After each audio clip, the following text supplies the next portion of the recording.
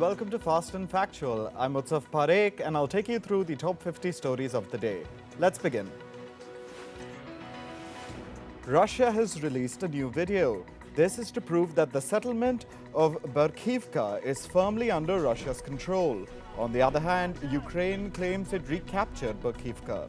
The settlement is located in the northwest of Bakhmut, the Ukrainian city that has seen one of the bloodiest battles in the ongoing war. Russia and Ukraine say that the Tolyatti-Odessa ammonia pipeline has been damaged. The pipeline was used to transport ammonia fertilizer from Russia via Ukraine. Russia's defense ministry has said that a Ukrainian sabotage group had blown up a section of the pipeline on Monday. This development may complicate future talks on the Black Sea grain export deal. Ukrainian President Volodymyr Zelensky visited the flood-hit region of Kherson. The aim was to discuss emergency operations after the destruction of the Soviet-era Kakhovka Dam. Zelensky visited an area where evacuations were underway. He highlighted the importance of developing a program to compensate residents for losses. Satellite images show the extent of flooding caused by the destruction of the Kakhovka Dam in Ukraine. Hundreds of homes, buildings and other infrastructure along the Dnipro River have been inundated. Ukraine and Russia have blamed each other for destroying the Soviet-era dam.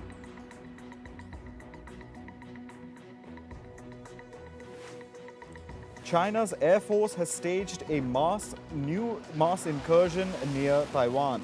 As a result, Taiwan activated its defense systems on Thursday. The island reported that at least 37 Chinese military aircraft flew into its air defense zone. It added that some Chinese aircraft crossed into the Western Pacific to perform air surveillance and long-distance navigation training. Prosecutors in the US have informed former President Donald Trump's lawyers that he's the target of an investigation into the mishandling of classified documents. The Justice Department typically notifies people when they become the target of an investigation.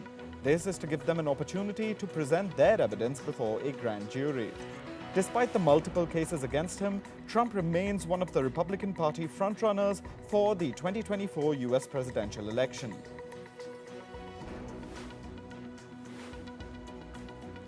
Former US Vice President Mike Pence has blasted his old boss. Pence took a dig at Trump over his role in the US Capitol riot which happened in 2021. Pence said, and I quote, "Anyone who asks someone else to put them over the Constitution should never be the US president again." The former vice president recently announced his presidential bid for the 2024 election. French lawmakers observed a moment of silence for knife attack victims. 8 people, including children, were injured in a knife attack. This happened in the city of Annecy, located in southern France. A suspect has been detained in connection with the attack. French President Emmanuel Macron has said that the attack showed absolute cowardice and that the nation is in shock.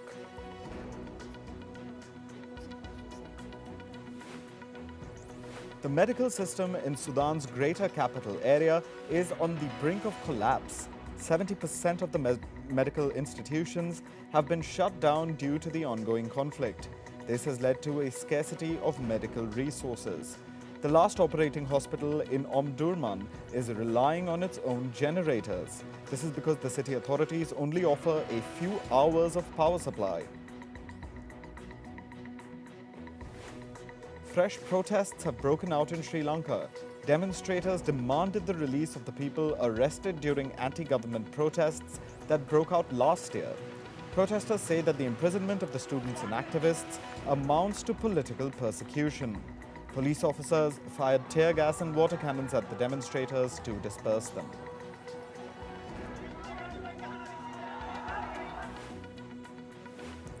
India and the US held the inaugural meeting of a strategic trade dialogue. This comes ahead of Indian Prime Minister Narendra Modi's visit to the United States. The talks focused on ways to facilitate development and trade in critical technologies like semiconductors and artificial intelligence.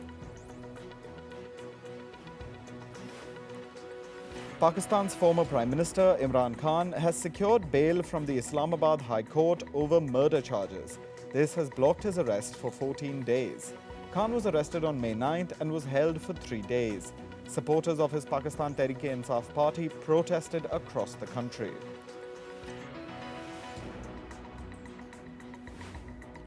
Toronto's skyline was blanketed by smoke from the Canadian wildfires.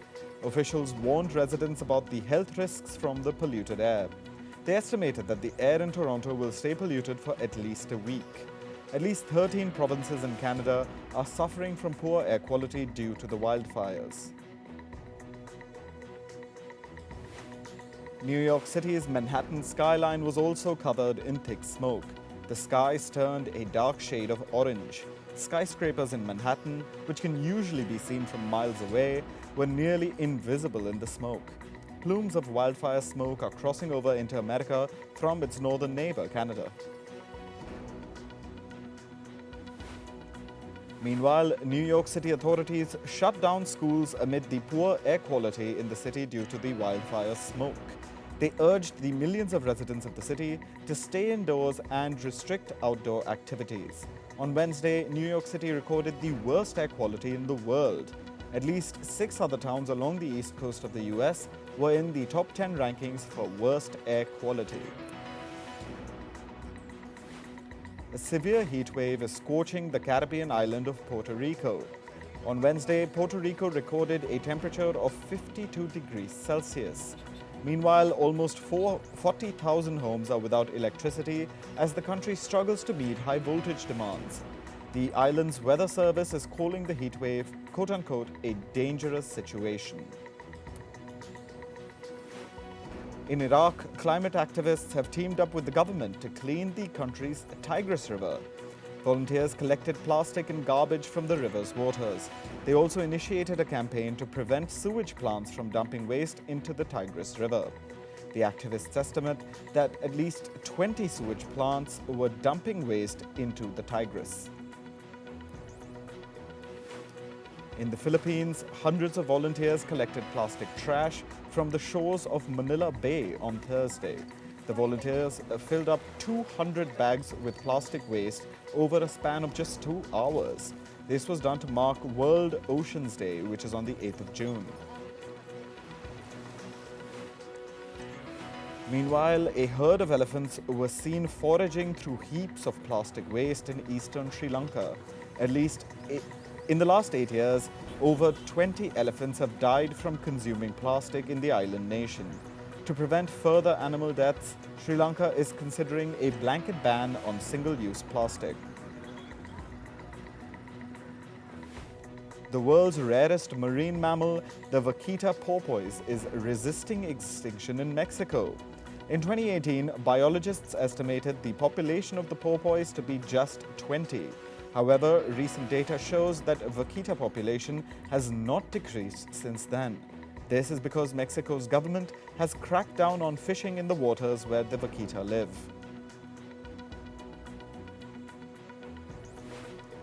Germany's Deutsche Bank has retained its outlook for the US economy. It expects the region to see a mild recession later this year. The region's dour economic data has fueled fears of a recession. The banking sector turmoil has also contributed to it. The firm, which is Deutsche Bank, also expects the US central bank to continue with its rate hike cycle. Revised data shows that the Eurozone has entered a technical recession. The economy shrank by 0.1% in the first 3 months of 2023. This comes weeks after Germany said that it had fallen into a recession. Analysts expect the European Central Bank to raise interest rates in its next meeting later this month. The Reserve Bank of India has kept interest rates steady at 6.50%. It has held rates for the second month in a row. RBI Governor Shashikanta Das said, "Our goal is to achieve the inflation target of 4% and keeping inflation within the comfort band of 2 to 6% is not enough." He added that monetary conditions will remain tight in the future to curb inflationary pressures. The Bank of Canada has hiked its interest rates by 25 basis points to 4.75%. The rates stand at their highest level in 22 years. They had been on hold since January this year. Analysts expect the central bank to deliver another 25-point rate hike in July. The Commonwealth Bank of Australia will impose a $6,000 monthly transaction limit. This is for payments made to digital asset trading platforms like cryptocurrency exchanges. Australia's banking sector wants to make it harder to transfer funds to crypto firms. This comes as the country is looking to mitigate the risk of financial scams. Reports say British multinational bank Standard Chartered is beginning to lay off employees. The total reductions could reportedly be more than 100. The job cuts would be across its Singapore, London and Hong Kong hubs. Standard Chartered had earlier said that it aims to cut costs by more than $1 billion through 2024. According to reports, Amazon is planning to make changes to its Prime video streaming service. It's reportedly planning to launch an ad-supported tier to its subscription model. Amazon's move follows the launch of similar plans by rivals Netflix and Walt Disney. The streaming industry has been facing a slowdown in its subscriber base amid expectations of a weakening economy. Social media platforms including Instagram, YouTube, TikTok and Twitter could face regulatory action in Europe. They've been accused of facilitating the misleading promotion of crypto assets. Last month, the European Union adopted the world's first comprehensive set of rules for the regulation of crypto assets. Facebook's parent company Meta has expanded its verified program to India. It offers several features to users, including a verified badge on Facebook and Instagram. The program will be priced at 699 rupees, which is around $8 per month, on Android and iOS platforms. The web version will be available for a monthly rate of 599 rupees, which is close to $7. With this, Meta aims to diversify its revenue streams beyond digital advertising.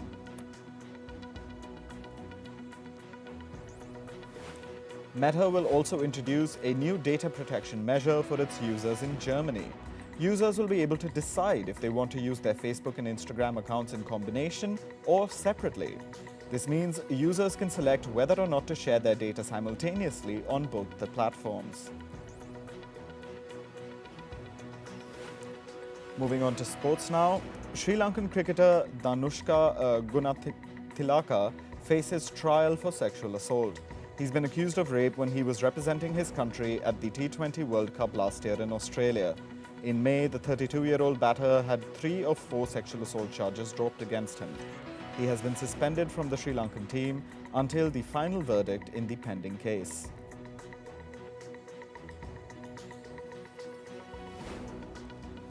In football, West Ham United beat Fiorentina 2-1 with a last-gasp winner to clinch the Europa Conference League title. Said Benrahma scored on a penalty in the 62nd minute to give West Ham the lead. Fiorentina put in an equalizer in the 67th minute. Then the referee had to stop play as fans chucked cups and cans on the field. One can hit a Fiorentina player on his head, drawing blood. After play resumed, it looked like the match was heading to extra time. However, Jared Bowen scored in the 90th minute to secure West Ham's win. With the win, West Ham won a European final after 43 years. Meanwhile, the Czech Republic police detained 16 Fiorentina fans. This was after the group attacked West Ham supporters outside a bar in central Prague. The West Ham fans were returning from the stadium and celebrating their club's win. Then the group of Fiorentina fans hurled fireworks and flares at the West Ham supporters. No injuries were reported in the clashes. Argentine football legend Lionel Messi has decided that his football future lies in the US. He's agreed to play for Major League Soccer club Inter Miami. He dismissed speculation over his move to former club Barcelona or to the Saudi Pro League. In an interview, Messi said that he had made this decision to go to Miami. This will be the first time the 35-year-old will play outside Europe since he first joined Barcelona's youth academy at the age of just 13. Bundesliga club Borussia Dortmund have agreed to the sale of midfielder Jude Bellingham. Bellingham will go to La Liga club Real Madrid. Madrid will shell out a whopping $110 million for the English midfielder. The 19-year-old is leaving Dortmund after 3 seasons. In tennis, world number 4 Casper Ruud beat world number 6 Holger Rune at the French Open. Norway's Ruud completely outclassed Denmark's Rune 6-1, 6-2, 6-3. With the win, Ruud has advanced to the semifinals at Roland Garros. Meanwhile, Iga Swiatek continued her domination at the French Open. Poland's Swiatek breezed past American Coco Gauff 6-4, 6-2 in straight sets. She'll now play Brazil's Beatriz Maia in the semi-final. In basketball, Denver Nuggets beat Miami Heat in Game 3 of the NBA Finals. Denver beat Miami 109-94. Nikola Jokic and Jamal Murray scored big for Denver as they put 32 and 34 points respectively. Denver now lead Miami 2-1 in the 7-match final series. India finished third at the Asian Junior Athletics Championships. The games were hosted in South Korea. The 45-member Indian contingent clinched 6 gold, 7 silver and 6 bronze medals. Japan topped the medal tally at the championships, followed by China. 16 Asian countries participated in the games. Singapore has announced that it will end the sport of horse racing by 2024. Horse racing has been a popular sport in Singapore for the last 180 years. At least 300 racecourse employees will be laid off.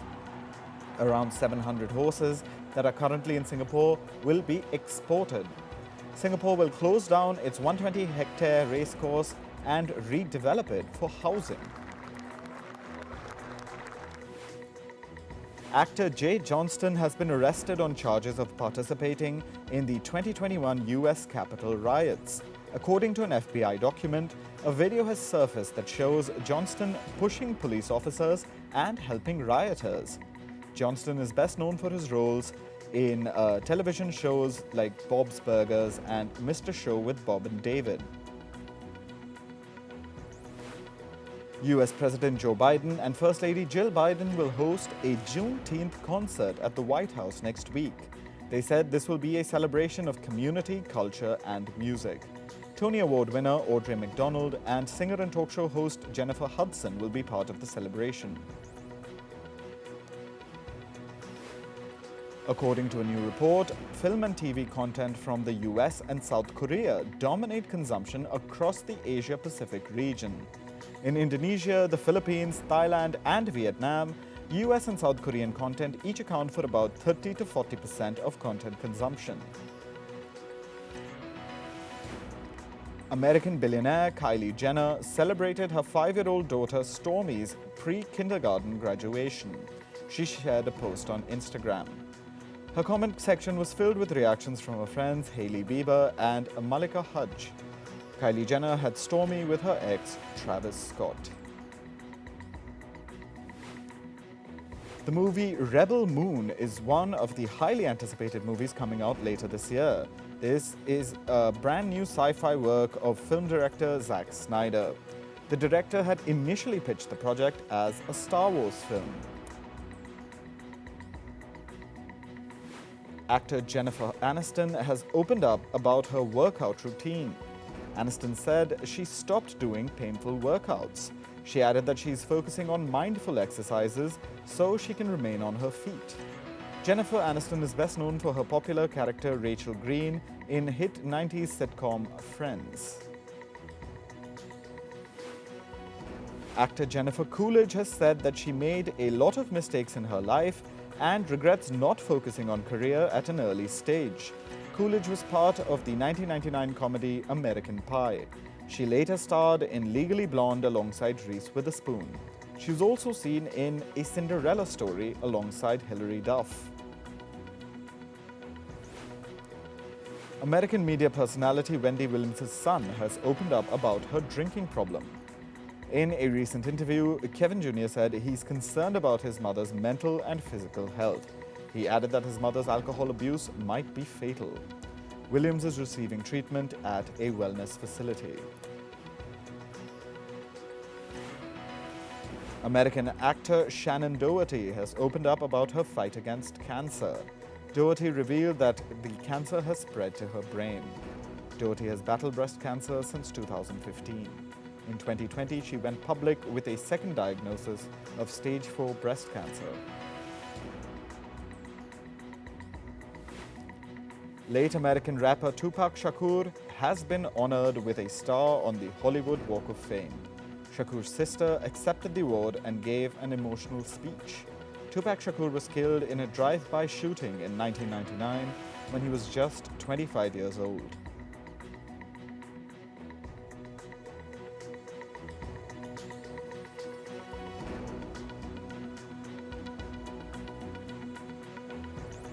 That's all for this episode of Fast and Factual. Thank you for watching. Stay tuned to Firstpost.